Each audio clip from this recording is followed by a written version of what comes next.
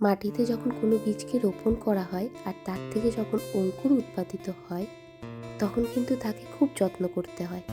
তেমনই আমরা মানব জীবনে যদি কোনো সিদ্ধান্ত নিই তাহলে কিন্তু সেটার দায়িত্ব পালন করাটাও নিজেরই কর্তব্য, সাথে নিজের সুস্থতা বজায় রাখা। Hello everyone, you are watching Sanchari করই ব্লগ। আজকে শনিবার, আজকে আলু পোস্ত আর মুসুর ডাল রান্না করেছিলাম। আমি শনিবারের দিন মুসুর ডাল রান্না করি।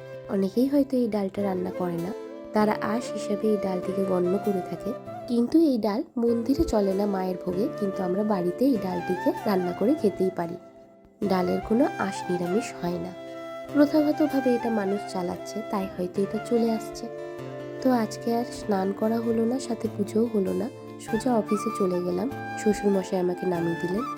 তো যেটা তোমাদেরকে বলতে চাই, এই কাজের জায়গাটা আমার ভীষণ ভালোবাসার, তোমরা সেটা জানোই।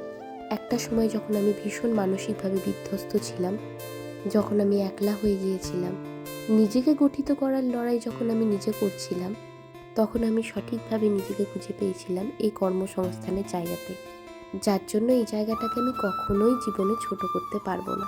ভীষণ বড় অবদান আমার জীবনে এই জায়গাটার। সকলের অনেক ভালোবাসা, অনেক স্নেহ পেয়েছি, সাথে অনেক সম্পর্ক পেয়েছি।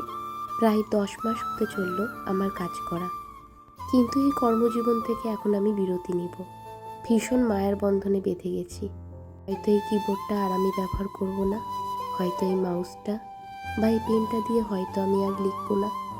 আমাদের মানব জীবনে কিন্তু সবই মায়া, আর এই মায়ার বন্ধনেই আমরা বেঁধে থাকি। এই কর্মজীবনটা আমাকে ভীষণ সাপোর্ট দিয়েছে আমার খারাপ সময়। যখনই আমার মনোবল ভেঙে পড়তো তখনই আমার মনোবল গড়ে তুলতে সাহায্য করেছে। আমার জীবনে এখন আমি নতুন একটা অধ্যায়ের সূচনা করতে চাই।